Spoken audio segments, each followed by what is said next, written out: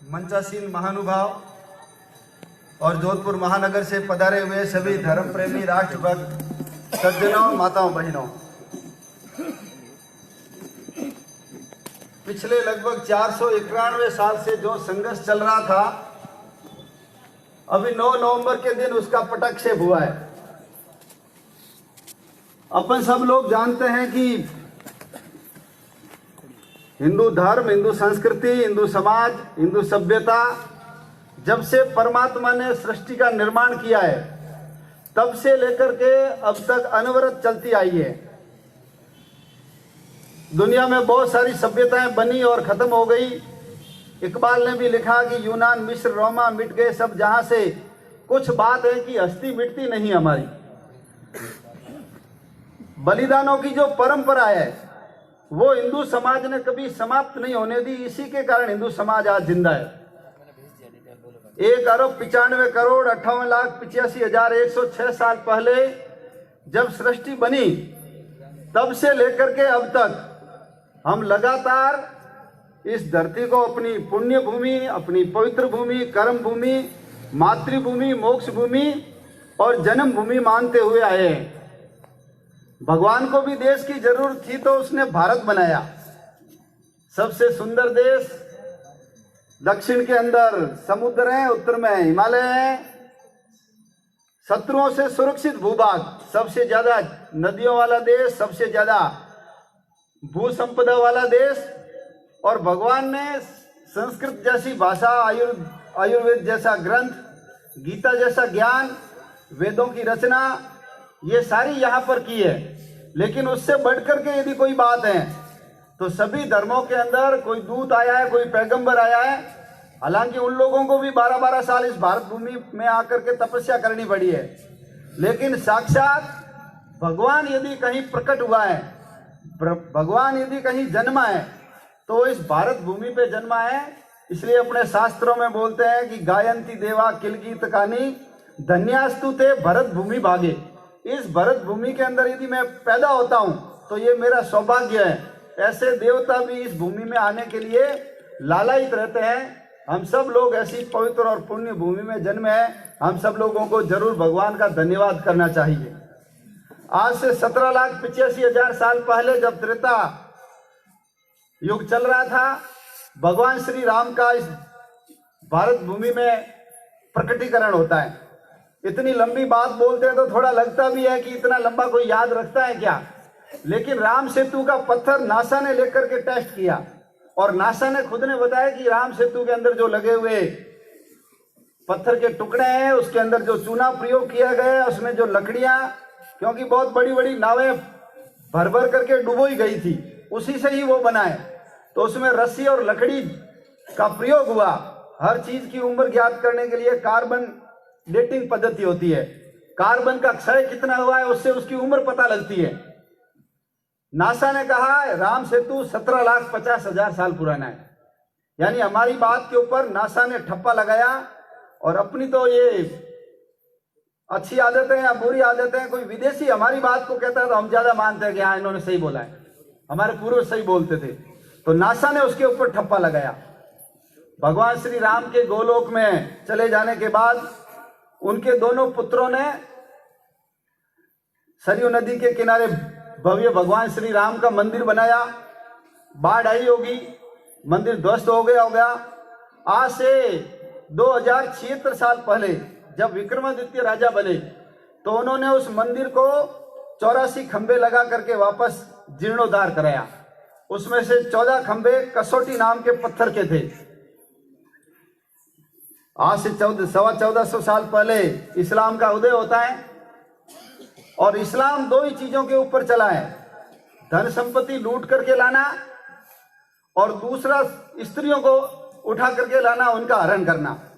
क्योंकि जहां पर ये देश हैं, चाहे अरब हो, ईरान हो, तुर्किस्तान, अजरबैजान, समरकंद, ताशकंद, ये जितने देश हैं, ये भारत की तरह ऐसे हरे भरे देश नहीं है।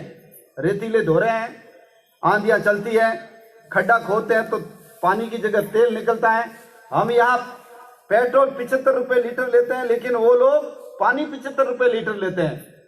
तो ऐसे भूखे और जंगल में घूमने वाले, पशुओं के पीछे शिकार के लिए भटकने वाले ऐसे लोगों को संग्रहित करके, तुमको पैसा चाहिए, तुमको महिलाएं चाहिए, आओ भारत चलते हैं, वहां से लूट करके लाएंगे और मर जाएंगे तो उसके बाद भी उनको कोई वैकुंठ या कोई भगवान के चरणों में स्थान, कोई मोक्ष की कल्पना नहीं दे करके बताया गया है कि वहां भी तुमको 72 प्रकार की हुरें मिलेगी। यानी कुल मिलाकर के 2 आकर्षण के कारण इस्लाम बढ़ा, और जहां जहां इस्लाम गया दूसरे धर्मों को पददलित करने का, उनको समाप्त करने का काम किया। कैसे समाप्त हो सकता है? तो उस धर्म की जितनी विशेष बातें हैं उनके ऊपर चोट करो।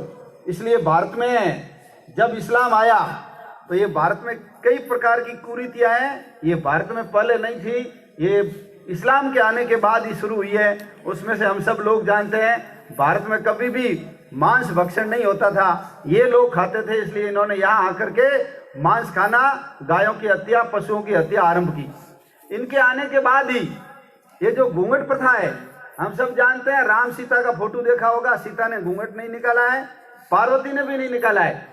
घूंघट प्रथा इनके कारण आई, उठा करके महिलाओं को ले जाते थे, मुंह ढक करके रखो, हमको लेकर नहीं जाएंगे।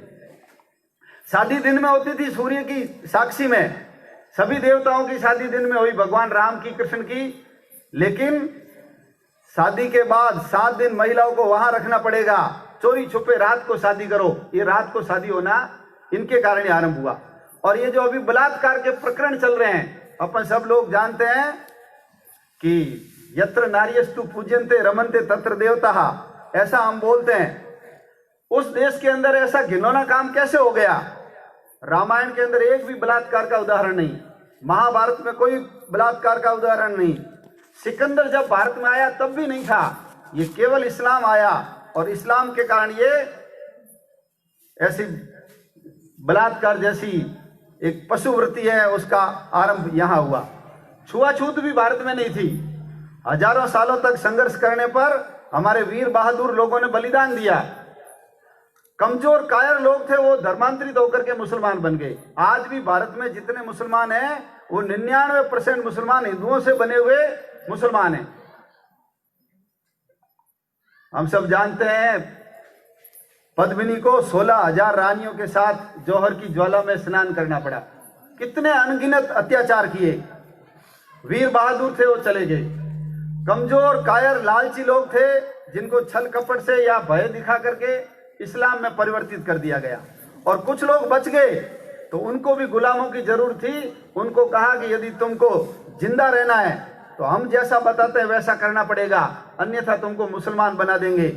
उस समय ये मांस निकालना, चमड़े का काम करना, भगवान राम के खड़ाऊ लकड़ी के थे, कभी चमड़े का उपयोग होता ही नहीं था। हमारे यहाँ सूत था, कपास था, रेशम, मलमल, तो हमको चमड़े की डोरी बनाने की आवश्यकता कहाँ थी?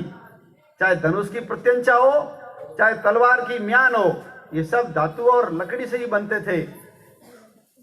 और ऐसे ही हारे हुए लोगों को मुसलमान न बन जाए, इसलिए कहा गया कि हमारी जो बेग में एक हिंदू के एक महिला पत्नी होती थी, लेकिन जिनके 400-400, 500-500 बेग में हो गई, वो शौच के लिए कहाँ जाएगी?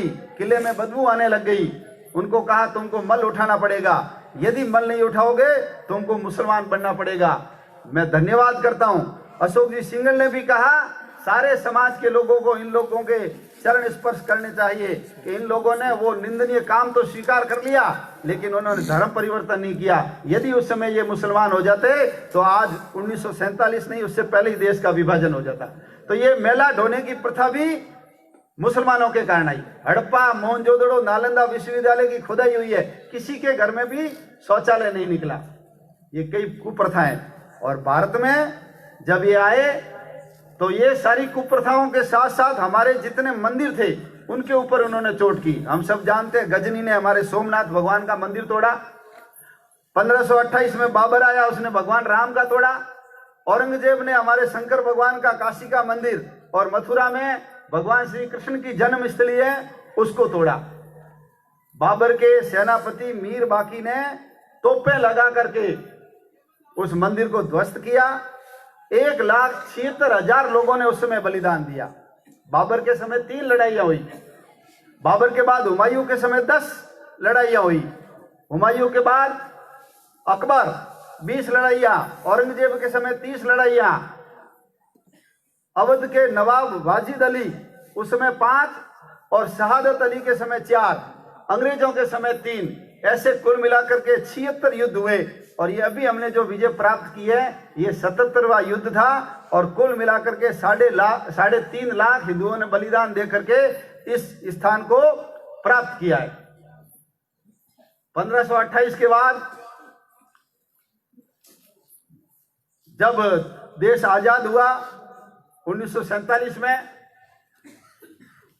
अंग्रेजों के समय 1934 में भी अवध के लोगों ने उसके ऊपर आक्रमण करके इस स्थान को लेने की कोशिश की। दीवार बना करके अंग्रेज चाहते थे कि विवाद बना रहे, इसलिए उनको लंबा कर दिया। बीच में अकबर के समय उनका जो 9 रत्नों में से 2 रत्न थे, एक टोडरमल था और बीरबल था, उनके कहने से वहां चबूतरा बनाया गया और उस चबूतरे के ऊपर हरि कीर्तन तब से लेकर के अभी तक लगातार चलता आ रहा है। बीच में बहादुर शाह जफर 1857 की क्रांति, रामचरण दास और देशभक्त मुसलमान अमीर अली के कहने पर बहादुर शाह जफर ने घोषणा की थी कि देश यदि स्वाधीन हो जाता है तो ये स्थान मैं हिंदुओं को दे दूंगा। और हम सब जानते हैं कि 1857 की क्रांति विफल हो गई और विफल होने के कारण बहादुर शाह जफर को पकड़ करके रंगून की जेल में भेज दिया गया और इन दोनों राष्ट्रवादी संत और मुसलमान को इस ढांचे के सामने ही फांसी के ऊपर लटका दिया गया। 1949 22 और 23 दिसंबर की रात्रि उस ढांचे के अंदर एक प्रकाश प्रकट होता है और उस समय जो वहां का गार्ड था उसका नाम बरकत अली था। उसने ये बयान लिखा है और वो मरते समय तक अपने उस बयानों के ऊपर कायम रहा है कि मैंने उस ढांचे के अंदर एक दैदीप्यमान प्रकाश देखा, एक बालक घुटनों के बल पे चल रहा था, मैं बेहोश हो गया और जब प्रातः काल हुआ तो ये पूरा परिसर हिंदुओं से भरा हुआ था। कोई उसमें घंटे बजा रहा था, कोई उसमें फूल चढ़ा रहा था, कोई उसकी आरती उतार रहा था। ये 1949। 26 जनवरी को 1950 में संविधान लागू हुआ। उससे ठीक 10 दिन पहले गोपाल सिंह विशारद ने जब मूर्तियां प्रकट हुई थी तो उस समय के तत्कालीन कलेक्टर के.एम. पांडे ने वहां एक जाली लगा करके ताला लगा दिया था। उस समय के गृह मंत्री केसी पंत और उत्तर प्रदेश के उस समय के मुख्यमंत्री केसी पंत और गृह मंत्री डॉक्टर राजेंद्र प्रसाद नेहरू जी के दबाव में आकर के वहां से मूर्तियां हटा दो, ऐसा दबाव डाला गया। लेकिन कलेक्टर साहब ने कहा यदि मूर्तियां हटानी है, विद्रोह हो जाएगा, युद्ध हो जाएगा, पहले आप मेरे को हटाओ, उसके बाद यहां से मूर्तियां हटेगी। उन्होंने मूर्तियां नहीं हटाई। 1950 में गोपाल सिंह विशारद, मैं राम का भक्त हूं, मुझे अंदर आने का अधिकार होना चाहिए और जो रिसीवर तय किया है वो बिना रोक टोक के सभी हिंदुओं को अंदर जाने दे, ऐसा वाद दायर किया गया। 1959 को रामानंद संप्रदाय ने भी रिसीवर हटा करके उसका प्रबंध मुझे मिल जाए, ऐसा वाद दायर किया गया। 1961 के अंदर मुस्लिम सुन्नी वक्फ बोर्ड, उसने भी ये स्थान हमारा है, इसको मस्जिद घोषित किया जाए। क्यों? क्योंकि वहां पर मस्जिद के अवशेष कुछ भी नहीं थे। जहां मस्जिद होती है वहां मीनार होती है, मुल्ला उसके ऊपर चढ़ करके जो बांग देता है उसमें मीनार नहीं थी। वजू करने के लिए स्थान होता है, हाथ मुंह धोकर के अंदर पूजा के लिए जाते हैं, वहां कोई कुआं नहीं था। पास में सीता की रसोई है, दशरथ का महल है, हनुमान जी के रहने के लिए हनुमान की गड्डी है और उसके ऊपर जो लिखा गया था वो लिखा गया था जन्म स्थान मस्जिद। और जब वार्ताएं चली तब हमने कहा भी था कि जन्म स्थान मस्जिद, जन्म स्थान किसका है। 1961 के अंदर मुस्लिम सुन्नी वक्फ बोर्ड वाद दायर करता है। 1964 के अंदर विश्व हिंदू परिषद की स्थापना होती है और विश्व हिंदू परिषद हिंदू समाज को संगठित और संस्कारित करके वापस भारत को जैसा वैभव था वैसा प्राप्त हो जाए उसके लिए प्रयास करने वाला संगठन था। 1984 के अंदर राम जन्मभूमि मुक्ति यज्ञ समिति बनती है और तय किया जाता है कि जब तक समाज को जगाएंगे नहीं, समाज का दबाव नहीं बनेगा, तब तक ये स्थान हिंदुओं को मिलेगा नहीं। इसलिए सीता माता की जन्मस्थली सीतामढ़ी से अयोध्या तक रथ यात्राएं आरंभ की जाती है। उसी समय कलश यात्राएं भी निकली थी, गंगा जल रथ यात्रा पूरे भारत के अंदर घूमी थी। और जब अयोध्या यात्रा पहुंची तो सब लोगों ने सरयू महारानी का जल हाथ में लेकर के प्रतिज्ञा की थी, सौगंध राम की खाते हैं, हम मंदिर वहीं बनाएंगे, या तो प्रेम से हमको ये 3 स्थान दे दो, राम जन्मभूमि, कृष्ण जन्मभूमि और काशी विश्वनाथ, नहीं तो हम पूरे भारत के अंदर जो 30,000 मंदिरों को तोड़ करके मस्जिदें बनाई है उसकी मांग करेंगे। संतों की घोषणाओं के बाद 1986 के अंदर उसका ताला खोला जाता है, सभी हिंदू प्रसन्न हो जाते हैं, अंदर जाकर के पूजा करने का अधिकार मिलता है। बीच में केस चलता है, लेकिन सरकार की टरकाने वाली आदत, मामले को लंबा खींचना, मुसलमान कहीं नाराज नहीं हो जाए, इनके वोट नहीं मिलेंगे तो हमारी सरकार कैसे बनेगी, इस भावना के कारण मामला लंबा हुआ। फिर संतों ने तय किया कि जन जागृति, हर व्यक्ति तक ये बात पहुंचे, इसलिए 1989 को राम शिला पूजन का कार्यक्रम आरंभ किया गया। एक शिला बनाई गई जिसके ऊपर श्री राम लिखा। इस शिला को गांव-गांव में भेजेंगे, पूरे देश में 3.5 लाख गांव तक वो शिला गई। हर हिंदू समाज का व्यक्ति ₹1.25 दे, ताकि उसको लगे कि उसमें लगा हुआ पत्थर और उसमें लगा हुआ पैसा मेरा है। 3.5 लाख शिलाएं पूजित होकर के 8 करोड़ रुपए इकट्ठे हुए। उसी पैसे से ये पत्थर खरीदे गए। आप टीवी के अंदर जो पत्थर देखते हैं, ये सब हमारी सबकी अपने घर से दी हुई राशि से। यदि मंदिर बनाना होता तो किसी को भी बोल सकते थे, टाटा को बोल सकते थे, बिरला को बोल सकते थे, धारीवाल जी बना सकते थे, कोई लाल इमली वाला कोई भी बना सकता था, लेकिन सभी व्यक्तियों को लगे कि मेरा है, इसलिए शिला पूजन हुआ। कोर्ट के अड़ियल रवैये के कारण एक दिन पहले वहां शिलान्यास करने की अनुमति मिली। शंकराचार्य से या महामंडलेश्वर से करवा सकते थे, लेकिन हिंदू समाज से जो काटने का प्रयास करते हैं, ऐसा जो तबका है, समाज है, जिसको हम आज SC और ST बोलते हैं, उस व्यक्ति को भी लगे कि मैं हिंदू समाज का अंग हूं और बाकी हिंदू समाज को भी लगे कि ये भी मेरा अंग है। इसलिए कामेश्वर चौपाल जो बिहार के हरिजन है, उस व्यक्ति से वहां शिलान्यास 9 नवंबर 1989 के दिन करवाया गया।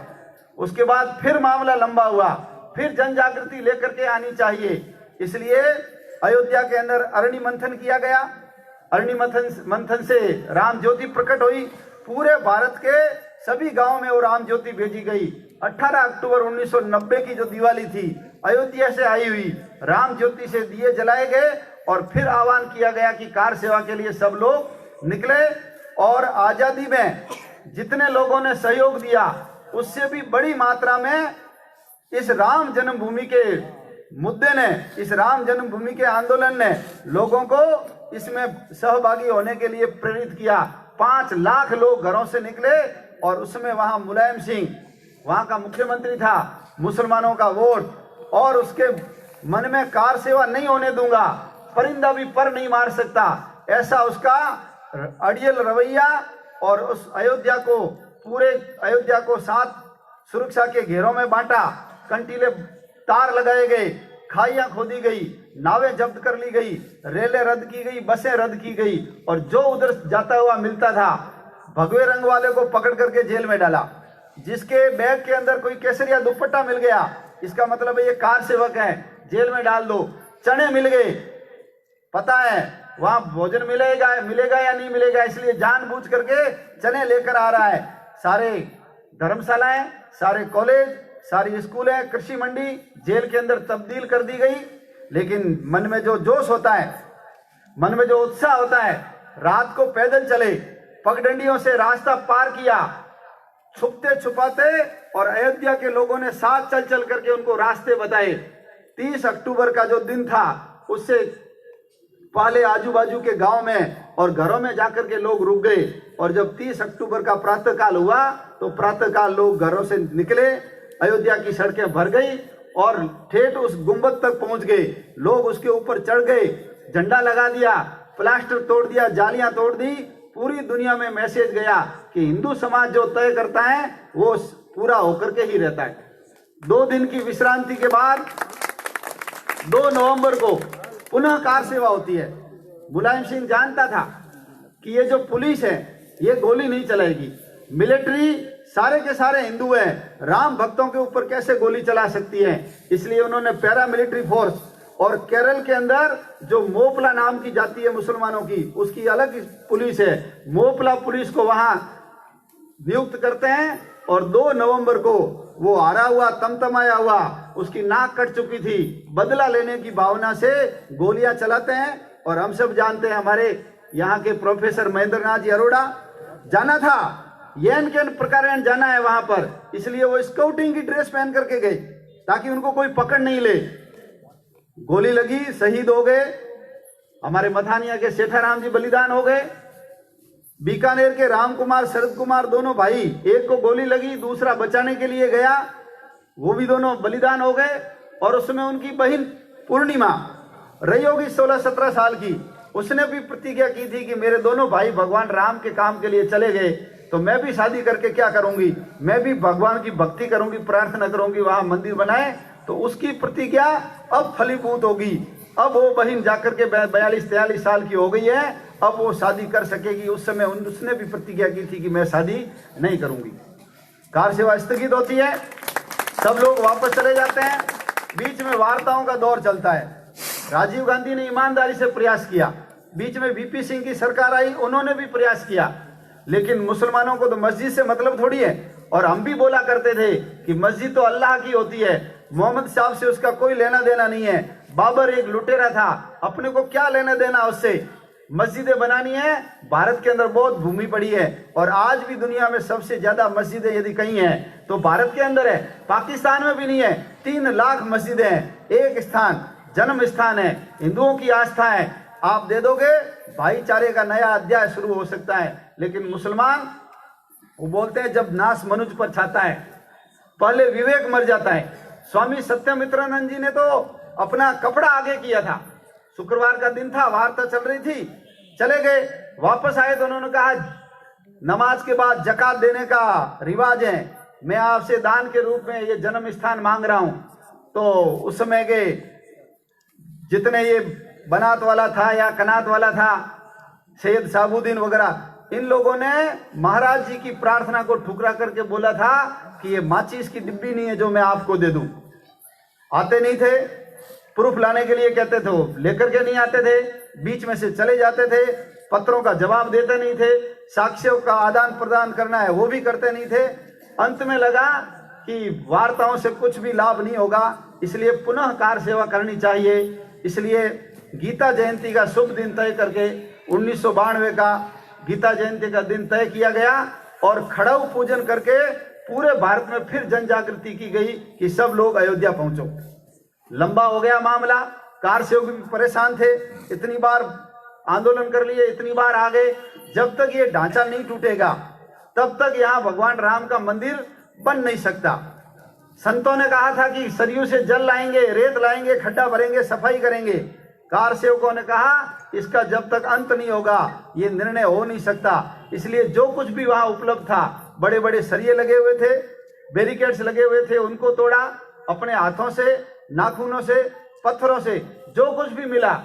और ये लोग तो कहते हैं इनका पहले से ही योजना थी, आजू बाजू में जानबूझ करके काम चालू किया था। हम नहीं कह रहे हैं, वो कह रहे हैं। और वहां इन्होंने बहुत सारा ये फावड़े, तगारी, गैतिया, बड़े बड़े हथौड़े इकट्ठे कर रखे थे। जो भी होगा भगवान को मंजूर था। हम सब जानते हैं 6 दिसंबर गीता जयंती 1992 12 बजे लगे थे, और सूर्यास्त के समय उस ढांचे को ध्वस्त करके उसी के मलबे से 25 फीट बाई 25 फीट का एक चबूतरा बनाकर वो मूर्तियां उसके ऊपर रख करके और टेंट के अंदर भगवान राम को विराजमान अपन सब लोगों ने कर दिया था। ये भारतीय इतिहास की बहुत बड़ी घटना थी, देश की आजादी के बाद की महान घटना थी। और उस समय बाहर रहने वाले लोग थे, उन्होंने कहा था कि हम जब सड़कों पे निकले तो हमको ऐसा लग रहा था कि मैं जमीन पे नहीं चल रहा हूँ, जमीन से ऊपर चल रहा हूँ, उड़ रहा हूँ। ऐसा मन में एक गर्व का भाव था कि हिंदू समाज भी कुछ कर सकता है। गुजरात के सोमपुरा चंद्र प्रकाश जी ने एक मॉडल तैयार किया था। ये जो चित्र लगा हुआ है 135 फीट चौड़ा है, 270 फीट लंबा है और 125 फीट ऊंचा है। भरतपुर का पत्थर, भारत के सारे पत्थरों की टेस्टिंग की गई जो लंबे समय तक चल सकता है। वैज्ञानिकों ने बताया ये पत्थर सर्वोत्तम है, आने वाले 2000 साल तक इस पत्थर का कुछ भी बिगड़ने वाला नहीं है। यहाँ से पत्थर खरीद करके गढ़ाई का काम अपने पिंडवाड़ा में भी हुआ, भरतपुर में भी हुआ। इस मॉडल की पूजा की गई और संतों ने घोषणा की कि इस स्थान को राम जन्मभूमि मुक्ति यज्ञ समिति ही बनाएगी। जहां पर भगवान राम पैदा हुए थे वहीं मंदिर बनाएंगे। अयोध्या की जो पंचकोशी परिक्रमा है उसमें किसी प्रकार का नया मुस्लिम निर्माण नहीं होने देंगे और बाबर के नाम से तो पूरे भारत में कुछ भी नहीं बनने देंगे, ऐसा संतों ने घोषित किया था। ढांचा टूटने के बाद 1993 के अंदर हस्ताक्षर अभियान चला। पूरे देश में 10 करोड़ लोगों ने हस्ताक्षर करके राष्ट्रपति शंकर दयाल जी शर्मा को दिए थे कि आप ये स्थान हिंदुओं को दीजिए। शंकर दयाल जी शर्मा कांग्रेस के द्वारा चुने हुए राष्ट्रपति थे। इन्होंने इलाहाबाद हाईकोर्ट से पूछा कि 1528 से पहले यहाँ क्या था। इलाहाबाद हाईकोर्ट ने कहा यदि हम मेहनत करके आपको बता दें परिणाम क्या निकलेगा, तो उन्होंने वापस लिखा कि यदि नीचे मंदिर के अवशेष निकलते हैं तो ये स्थान हिंदुओं को दिया जाएगा और यदि सपाट भूमि के ऊपर बनाए तो ये स्थान मुसलमानों को दिया जाएगा। इलाहाबाद हाईकोर्ट ने कनाडा से संपर्क किया और कनाडा सरकार ने जो रडार तरंगों से जमीन का एक्सरे होता है उन मशीनों को मंगा करके वहां की विशेषज्ञ टीम को बुला करके उन्होंने उसकी फोटोग्राफी करके ऐसे 36 स्थान बताए कि यहाँ यदि खुदाई की जाए तो इसके अंदर से कोई पुराने भवन के अवशेष निकल सकते हैं। भारतीय पुरातत्व विभाग, आधे हिंदू कारीगर आधे मुसलमान कारीगर, सारी वीडियोग्राफी करते हुए ऐसे 36 स्थानों पर 4 फीट बाई 4 फीट के ऐसे 40-40 फीट गहरे खड्डे खोदे गए और उन खड्डों के अंदर से जो चीजें निकली वो सिद्ध करती है कि वहां भगवान राम का मंदिर था। बीच में मुसलमानों ने बोला भी था कि यदि नीचे मंदिर के अवशेष निकल जाएंगे तो हम ये स्थान हिंदुओं को दे देंगे, लेकिन अभी जब रिपोर्ट आई तब ये मुसलमान सब बदल गए। उन्होंने कहा कि उत्तर भारत में तो कहीं भी खुदाई करोगे तो नीचे से मंदिर ही निकलेगा, यानी किसी बात के ऊपर ठोस नहीं रहे। 4 परतें निकली, अलग अलग समय में मंदिर बना, उसकी प्लास्टर निकला, शिवलिंग निकला, यक्ष की मूर्ति निकली, मकर मुख जिसके अंदर से हम पानी चढ़ाते हैं तो बाहर गिरता है, कहीं गौमुख होता है, कहीं मगरमच्छ का मुंह होता है, वो निकला। एक बड़ी घंटी निकली, एक शिलालेख निकला 1114 से 1154। गोविंद चंद गहड़वाल उसने विष्णु हरि का मंदिर बनाया, विष्णु हरि यानी भगवान राम का मंदिर बनाया था। पुरातत्व विभाग ने इलाहाबाद हाईकोर्ट को यह रिपोर्ट दी कि यहाँ पहले भगवान राम का ही उत्तर भारतीय शैली का मंदिर था। इस टीम का जो हेड था उसका नाम है के मोहम्मद। आप लोगों ने व्हाट्सएप फेसबुक के ऊपर उसके बहुत इंटरव्यू आए, वो अभी नागपुर में डॉक्टर जी की समाधि के ऊपर भी जाकर के आए। इसने 1986 में ही कह दिया था, जो सर्वे करने टीम गई थी उस टीम का ये सदस्य था, उसने कहा मैंने कसौटी के खंभे वहां लगे हुए देखे, मैंने वहां हनुमान जी की मूर्ति, क्योंकि मंदिर के मलबे से ही उसको बनाया गया था, मैंने उस समय ही कहा था कि ये पहले मंदिर था, ये स्थान इनको दे देना चाहिए हिंदुओं को और ये विशेष शांति से निपट सकता है। लेकिन उन्होंने उस समय मांग मानी नहीं। सर्वे विभाग ने 93 में जब खुदाई की तो योगा योग यही के मोहम्मद उसका हेड बना और उसकी जो रिपोर्ट आ गई उसके आधार पर 2010 में इलाहाबाद हाईकोर्ट ने 3 भाग उसके कर दिए। किसी ने उसका बंटवारा नहीं मांगा था, एक के पक्ष में निर्णय होना चाहिए था। तीनों जजों की एक ही मत था कि यहाँ भगवान राम का जन्म हुआ है, नीचे कोई मंदिर था, लेकिन उन तीनों में से 2 ने तो एक तरफ और दूसरे ने दूसरी तरफ, इसलिए 3 स्थान का मतलब है, एक रामानंद संप्रदाय को दिया गया, दूसरा मुस्लिम सुन्नी वक्फ बोर्ड को दिया गया जो बाद में बाबरी मस्जिद एक्शन कमेटी के नाम से केस लड़ा, और तीसरा रामलला स्वयं विराजमान।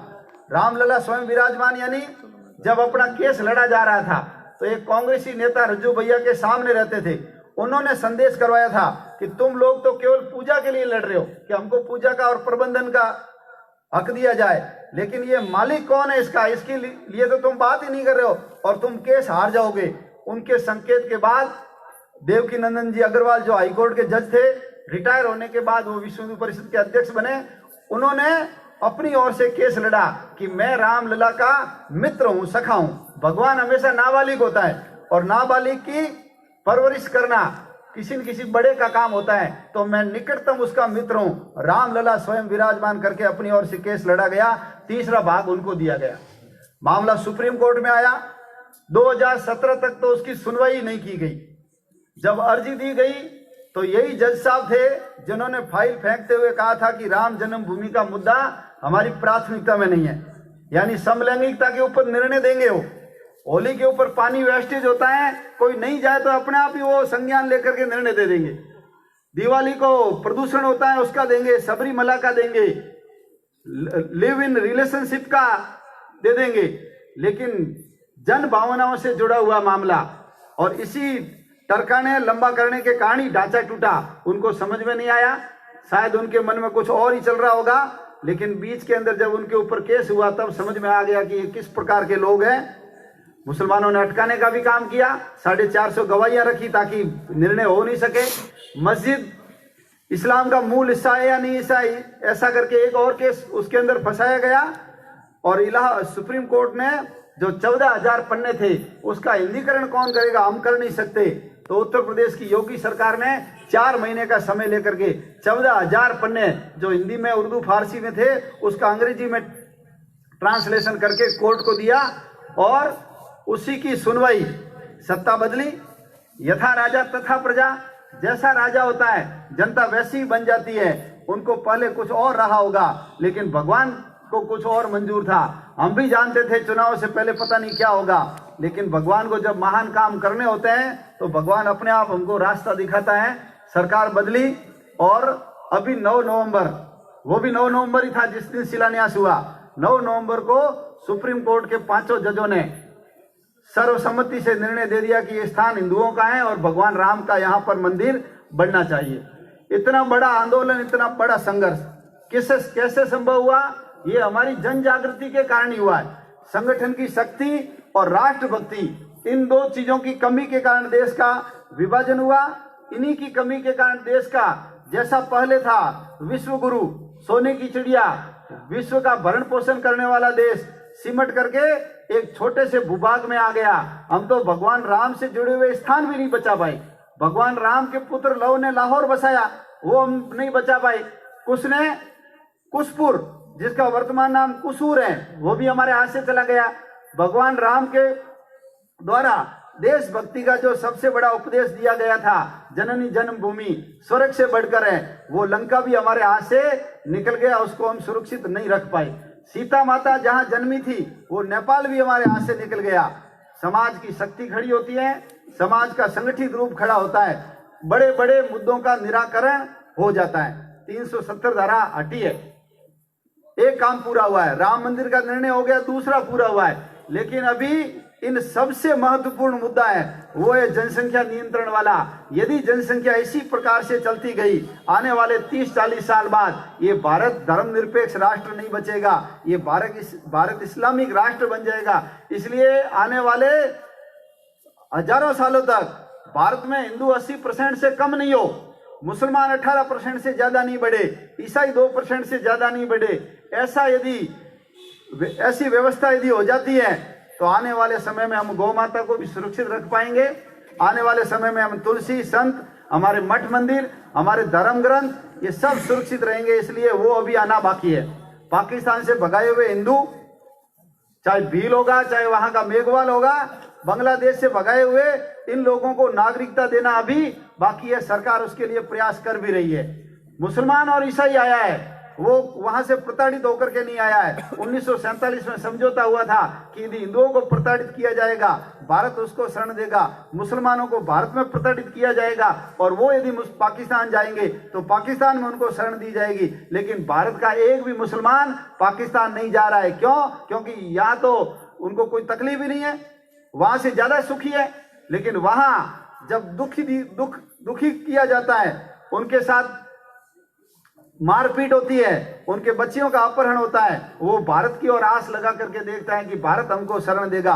इसलिए अफगानिस्तान, बांग्लादेश और पाकिस्तान से आए हुए जितने हिंदू हैं उसके लिए अभी ये अभियान चल रहा है। अपने जितने लोग जुड़े हैं उन सब लोगों को नागरिकता देंगे और नागरिकता देने के बाद ये जो एनआरसी आएगी उसके अंदर बाहर से आए हुए लोगों को चुन चुन करके यहाँ से वापस भेजेंगे। ये भी काम होना बाकी है। हमारे जितने महापुरुष थे, उन लोगों ने जिन जिन बातों की घोषणाएं की थी, वो पूरा होना अभी बाकी है। भारत को अखंड करना बाकी है। हमारी हिंगलाज माता का मंदिर लेना बाकी है।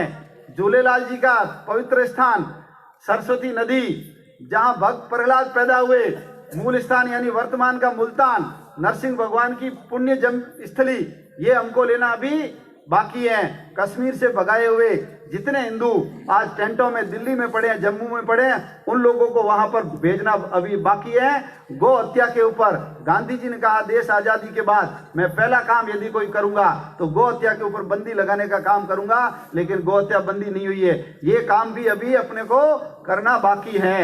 अपन सब लोग अभी हमारा काम 50-60 हजार गांव में, जिस दिन 2.5-3 लाख गांव के अंदर, पूरे देश में 6-6.5 लाख गांव हैं, 3 लाख गांव तक जिस दिन हमारा काम हो जाएगा, हमारे कार्यकर्ता वहां बन जाएंगे, तब हम जो चाहेंगे वो करने की स्थिति में आएंगे। इसलिए अपने सब लोग ताकत लगा करके, अब तो लक्षण भी दिखाई दे रहे हैं, भारत पुनः विश्व गुरु बनेगा, देदीप्यमान बनेगा, ऐसे लक्षण दिखाई दे रहे हैं। अपन सब लोग ताकत लगा करके अपने गांव, अपने काम को गांव गांव में पहुंचाएं, गांव गांव में अपनी समितियां बनाएं, गांव गांव में बजरंग दल का, मातृशक्ति दुर्गा वाहिनी का काम खड़ा करें। संस्कार पक्ष जरूरी है, और संस्कार पक्ष धर्म, ये चीज गायब होने के कारण ही ये जो बलात्कार की इतनी चर्चा चल रही है, कोई इन्हीं लोगों ने विरोध किया था। धार्मिक शिक्षा नहीं होनी चाहिए। यदि रामायण का पाठ होता, महाभारत का पाठ होता, ध्रुव, प्रहलाद, दुर्गा, इनकी कहानियां यदि बच्चों को पढ़ाई जाती तो अभी की जो पीढ़ी खराब हुई है वो खराब नहीं होती। अपन सब लोग जानते हैं, जब छोटे थे हमारे जो पाठ थे वो पाठ वहां से हट गए, और कितना बड़ा असर होता है। आपने वो गीत सुना होगा, मैं क्या उसकी तारीफ करूं जिसने तुझे बनाया है। यानी वो किसी को देख करके भगवान को याद करता है। और जब ये चीजें निकल गई और नई पीढ़ी के लोग ये फिल्में बनाने लगे हैं, तो कोई मुन्नी जैसे गीत बनाता है, कोई शीला जैसे गीत बनाता है, कितना बड़ा असर होता है। तो धार्मिक संस्कार जरूरी है। धर्म, अर्थ, काम, मोक्ष, पहला काम धर्म है। धर्म से ही व्यक्ति नियंत्रित होता है। इसलिए पाठ्य पुस्तकों में संस्कार और धर्म, इसका विरोध करेंगे, उसी का दुष्परिणाम ये आ रहा है। इन लोगों ने विरोध करके इन सारी चीजों को हटाया था। मुलायम सिंह क से कबूतर, ख से खरगोश, ग से गणेश छाप दिया, पूरे उत्तर प्रदेश में हुल्लड़ मचा दिया कि ये गणेश तो हिंदुओं का है। बच्चों को जबरदस्ती सांप्रदायिकता का जहर उनके गले में डाला जा रहा है। और आपको आश्चर्य होगा, भयभीत होकर के वहां की सरकार ने नई पाठ्य पुस्तकें छपाई और ग से गणेश की जगह ग से गधा पढ़ाना शुरू किया। अब जब ऐसा पढ़ेंगे तो यही परिणाम आएंगे। तो सारे समाज को संस्कारित करके, तू नर से नारायण बनने के लिए पैदा हुआ है, तू दुनिया का मार्गदर्शन करने के लिए पैदा हुआ है, दुनिया की सर्वश्रेष्ठ जाति हिंदू के अंदर पैदा हुआ है। ये कब संभव होगा? जिस दिन हम हमारा काम 3 लाख गांव तक पहुंचा देंगे, कार्यकर्ता खड़ा कर देंगे। 1947 में अपना संगठन का काम ऐसा नहीं था। यदि ऐसा काम होता तो हम देश का विभाजन नहीं होने देते। आज हमारी ताकत बढ़ी है, इस ताकत को और बढ़ाना है। परमात्मा हमको वो शुभ दिन, जिस दिन उसके ऊपर कलश विराजित होगा, मूर्तियों की प्राण प्रतिष्ठा होगी, हम भी जाएंगे। जैसा जैसा नंबर आएगा कार सेवा की तरह अपने घर वालों को कार में बिठा करके लेके जाएंगे। और उसके साथ साथ भव्य भारत माता का मंदिर भी हमको निर्माण करना है। उसके लिए आप सब लोग तन, मन और धन से इस संगठन का सहयोग करेंगे, ऐसा आपसे विनम्र निवेदन विनती करते हुए मेरी बात पूरी करता हूँ। बोलिए भारत माता की जय, भारत माता की जय, श्री राम, जय जय श्री राम। मैं जोधपुर प्रांत के अध्यक्ष डॉक्टर राम